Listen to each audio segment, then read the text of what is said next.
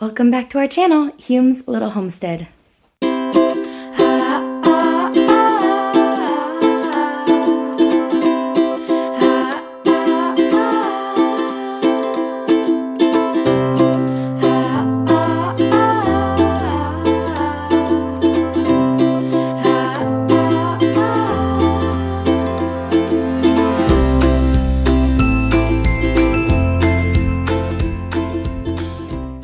Today is a big day for me. I am going to take care of the animals for the first time all by myself since our miscarriage. And that might not sound like much, but this second miscarriage compared to my first miscarriage has been a lot harder to heal from. I lost way more blood. I was farther along in the pregnancy. I had what is considered a late-term miscarriage, which means basically everything was fine with our baby and everything should have continued to go fine throughout the pregnancy, but it didn't. So anyway, because of that, Ryan, my husband Ryan, actually had to take a week off of work. He didn't have to, but I'm so grateful he did because I really needed his help. I couldn't take care of things like normal. A couple of days ago, I went out and saw the animals and helped, but I haven't done it all by myself yet. Today was Ryan's first day back to work. So, and unfortunately, I woke up very lightheaded, but I am taking an iron supplement, I am taking a multivitamin, I am taking vitamin C, and I'm trying to get my blood count up. So what happens is your blood, this is what I read, and my brain is foggy, so, and I'm not a medical doctor, but I read that when you lose that much blood, plasma replaces it, but it's not really blood cells. So my body is still trying to make blood cells. And as it happened, I was so sad that it was really hard for me to actually keep anything down or eat because I was just so sad.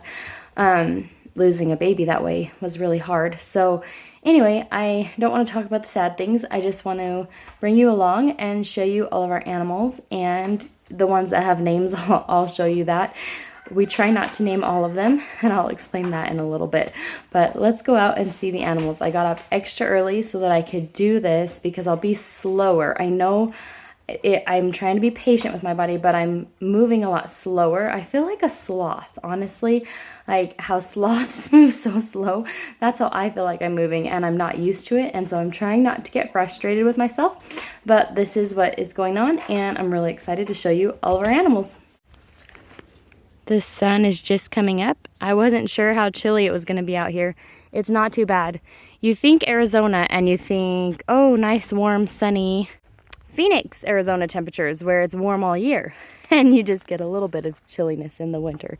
But we actually get a real winter where I live. We're actually pretty close to mountainous areas and mountainous regions. And we're, think more like Colorado where there's more mountains. And we're not as snowy or as cold as Colorado where I live, but we could drive about an hour and be in mountains, which is very interesting. So, and we could drive an hour and be on a reservation, or we could drive 3 hours and be in sunny weather. So Arizona is a special state. Let's check on the quail first. So this year we added quail to our little homestead, and they're doing really good. I have 4 on each side. And in some of my previous videos, I've mentioned I still can't tell male from female. I'm assuming that one's the male and the other 3 are females, and they're getting along better. And we're going to be moving this quail hutch into our garage very soon. We actually planned to do that this week, but with everything that happened, I couldn't lift this quail hutch with Ryan, so my brother might have to come and help him, which is crazy. It's crazy not being able to do normal activities.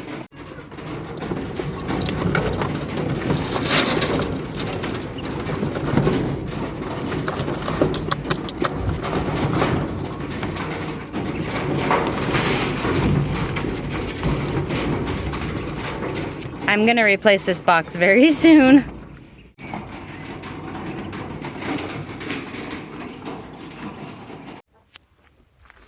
We do not have names for our quail.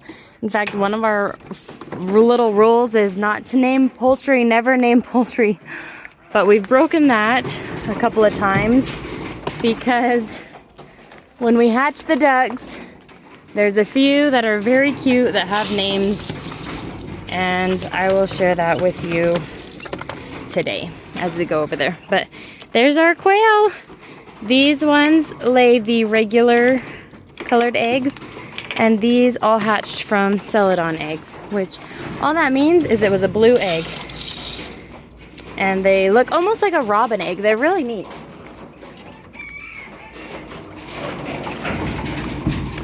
Like I said, I'm moving a little slow this morning, but I expected that, so I'm trying to be patient.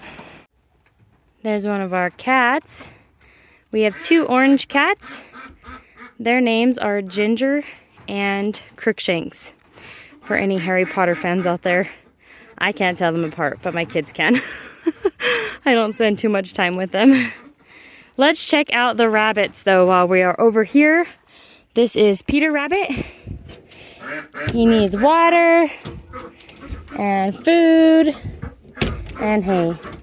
I know, bud, you're hungry. So I just do a little chopped straw into the den part, I guess. Especially in this colder weather, they like to kind of snuggle in it. And I'll add more as it gets colder and colder.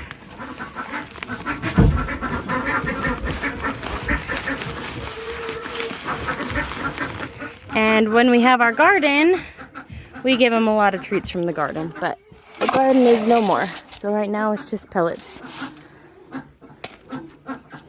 That's Peter Rabbit. And here is Brown Sugar. Hi, Brown Sugar's way friendly. You need some hay. Yes, you do. And these rabbits are not meat rabbits. These are the first rabbits we've ever tried to raise. A friend gave them to us when she was heading off to college. So I do want to do meat rabbits in the future. I want to learn how to do that process, and I'm looking forward to it. But for now, we named these ones. I just got hay all over you. We named these rabbits, and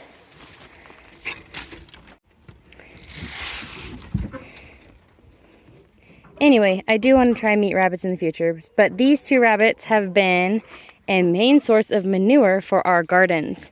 My flower garden, to remember both our babies that we lost, is right here, and we actually put rabbit manure down first, and what is on top of that is mulch. I need to add more mulch, so we're going to be buying more mulch this week and getting that done this weekend.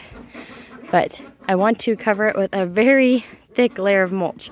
Right now the snapdragons are doing pretty good, and I have chopped down all the other summery flowers that they're bulb flowers, so lilies, canamix, gladiolas, and I'm hoping the gladiolas will overwinter. I'm not sure if they will, but we're going to do a big experiment here and see if that will. It was very beautiful. I'll add a clip of how it was looking at the end of the season, and now it's just kind of waiting for spring again.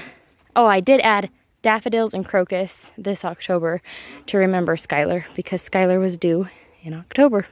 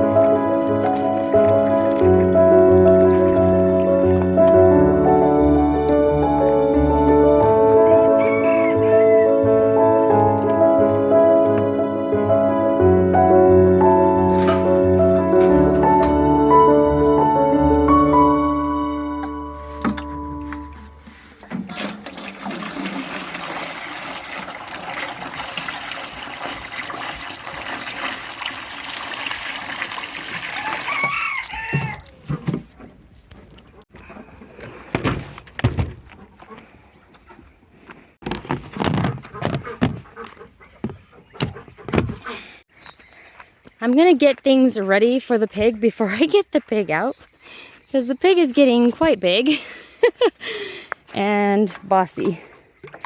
Make sure it has fresh water on the top.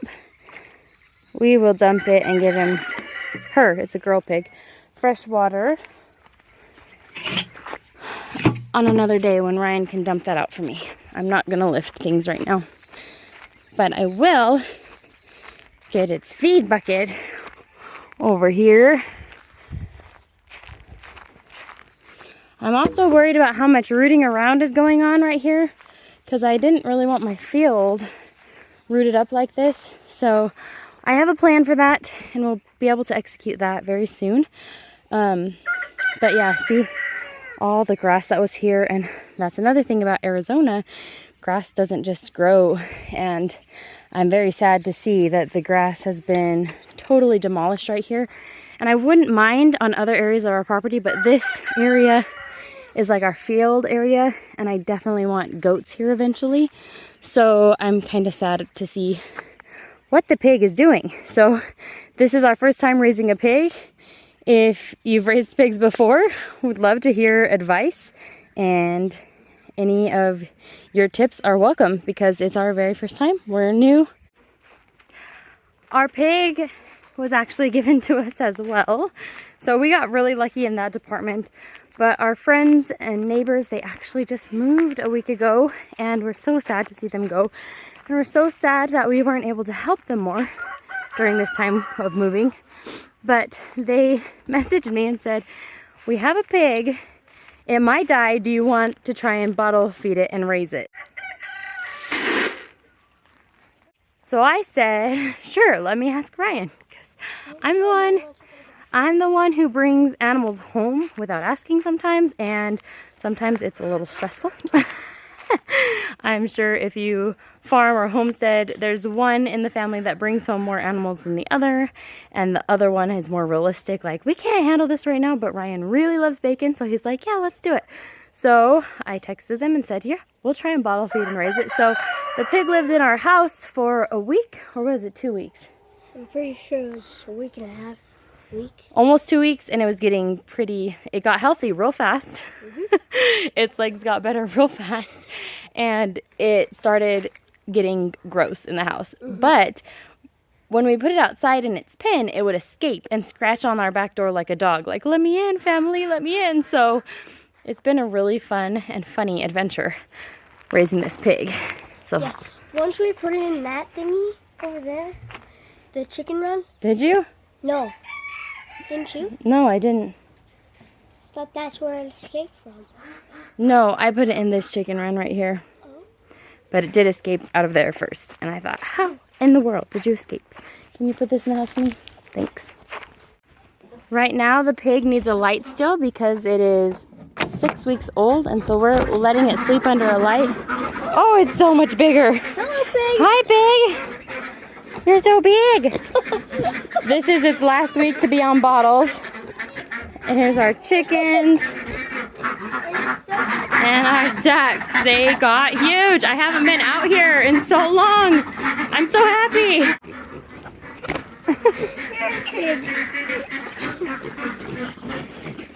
I can't believe how big it got. Oh my goodness. Very smart animals. The debate on the pig about naming it. Go into your home. Come on. Come. All right. It's waiting for a bottle, but we're weaning it. Sorry, pig. You're bigger now. Anyway, the debate on the pig. Some of the pigs. My kids aren't pigs. Some of the kids wanted to name the pig Bacon.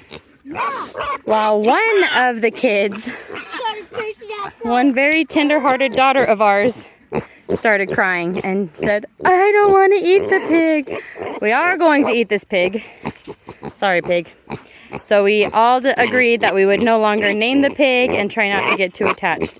Although it is a very cute, friendly animal. But I'm calling it Bacon. It's not its name, it's its nickname.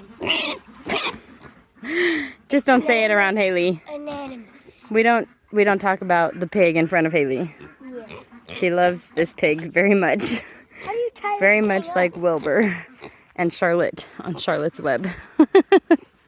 What's the little girl's name in Charlotte's Web? Um, I can't remember because Charlotte is the spider and Wilbur is the pig. Fern. Fern, yes. Haley is our fern. And the duck gang. Some of our ducks do have names and they need fresh water, but are you strong enough to lift that? No. Maybe if we do it together. This one, I'll check it out. I'm gonna have to give them fresh water this afternoon because the hose is frozen. We had a light freeze last night. Anyway, my duck is that black and white one and her name is Dottie. And I was so glad she was a girl. And we did keep 3 males. We're pretty sure they're males. Their tails haven't flipped up yet. When they flip up, I'll show everybody that because that was a really interesting thing for me to learn. We kept our 2 brown ones, we kept 3 white ones, and 5 black and white ones. So we kept 10 when I had told Ryan I was going to keep 5, which is funny, but they are fun creatures. I love them. They're just so happy. I love to watch them. And I got these duck eggs. We hatched them. We got them from our friend Colette in Thatcher, and her farm is called Out of the Way Farms. She sells chicken eggs and duck eggs for eating or hatching. I hatched the duck eggs.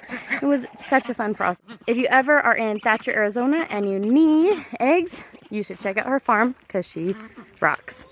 She's actually getting ready to have a baby. I'm super excited for her. And the last little guy we'll check on is our rooster. He is the lone rooster. And the mean rooster. Because he's not mean. He just fights with the little guy, and so the little guy gets to be out. I'm trying to let the hen's feathers heal. That hen is just fine, but some of my hens are molting and they just look really sad right now. So, I don't see any of my sad looking hens, but this is the lone rooster and he stays in here so that we don't have any rooster fighting going on because the little guy, where is he? There's my sad hen. That one's... She's missing feathers. So I wanted her to grow her feathers back. Anyway, can you unplug this, Kaden? Are you tall enough? Where's the little guy? Yes. Oh, there's a bunch of eggs in here. Fresh eggs. And I always have a broody hen, but I'm going to force her out. I don't want any chicks right now. I know. I don't know where the little rooster is. Oh, there he is. He's feisty. Here is the little guy. Well, there's all the animals. You can see our property.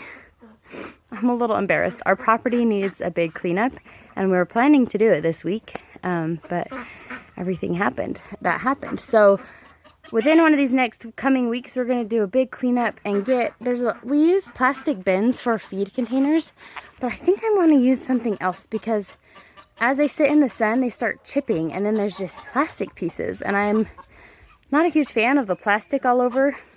Like, you know, birds and farm animals can ingest that plastic. So if anyone has any tips or ideas on what kind of containers I could use for feed to keep out water and mice, I would appreciate that. We are still, like I mentioned earlier, we're still learning as we're raising all these animals, and we want to do what's best and healthiest for the animals. And I'm finding I'm not a huge fan of... I thought I came up with this great solution to use these plastic bins. You know what? I'll just show you what's going on. So I thought these are the perfect solution. No water gets in, no critters can get in. But this is what happens. They get really brittle in the sun, and then they start breaking. And this one happened to break right here. I did pick up all the plastic that fell off from there, but they just start breaking, and some of them break right here. And I don't know. These are turning out to not be the best container or solution. So we're always looking for ways to improve, always looking for solutions. There's a baseball. So anyway, everybody's happy this morning. I'm going to take everybody to school now. I want to give a big welcome, and we will get on as a family and welcome all of our new subscribers and just say thank you so much to the Walker Farm fam for giving us a shout out. I didn't expect that. I was super excited to meet other YouTube channels, but I didn't realize they were gonna give us a shout out and ask people to come look at our channel, and I'm so grateful. I mean, we've been steadily growing, but to get so many subscribers in one night, I was blown away and just so grateful, and it was so awesome to meet them. I also want to give a huge thanks to the farm on Route 66 for also giving us a shout out, and also in making this meetup so that we could meet other YouTube channels. And I loved meeting the Tin Barn Farm, and I'm so grateful to have these newer connections and get to know them and watch them and how they do things as well. The Walkers had mentioned, I had never watched their channel. I'm sorry, I didn't really know the Walkers existed until this past weekend, and they had told me they did cattle. So I'm really excited to see what they do on their farm, because I had never watched their channel yet, but I'm definitely watching the videos they're putting up, and they're so fun and so awesome. So if you haven't looked at those channels, hi Kaden, the farm on Route 66, which I'm sure you have, because they're sending you my way, because my channel is very small and new. There's a couple of animals I forgot to show and mention in this video, and that is because they are mostly my kids' animals. It is our two dogs, Nala and Oreo. Oreo is mine. Nala's a basset hound, and Oreo is a long-haired Chihuahua mix. We don't really know what he is. He's super cute. He's also a little aggressive, but that's why he's my dog. And my daughter Hannah has a hamster, Princess Fiona, and I will show you pictures of all of those. Princess Fiona, I have to tell you a little bit about that hamster. She is an escape artist, and she is, you tell him about it, Emmett, right? She is a little bit crazy. She will chew through anything. She chewed through really, really thick plastic, because we made her a special really, really big hamster cage, because we didn't want her to be in such a small cage. And we had read about, oh, she's a Syrian hamster, and we had read about how hamsters need bigger space than the pet stores recommend. And so anyway, we made her a special really big hamster cage, and it was like a DIY project, and it was really fun. But she chewed out of this cage, and she was missing for like 3 days, and we thought, you know, rest in peace, little hamster. So sorry that, because we have two cats. We have two cats, not just one, we have two, and we have cats to catch mice, and so their main job is being hunters. And so when Princess Fiona went missing, we're thinking, we're so glad we didn't find her body, and she's probably gone. And so we're like, so sorry Hannah, your hamster died. And 3 days later, all of a sudden we hear, it was nighttime, and we hear, Princess Fiona! And she was running across the hallway, just running down the hall, and we're like, oh my goodness, she's alive! And now she has a little nick on her ear, so whatever happened to her during those 3 days was probably traumatic. But she's back in her cage now, and she's alive and doing well, and I forgot to show her. She's very cute. I will show some pictures of Nala, Oreo, and Princess Fiona.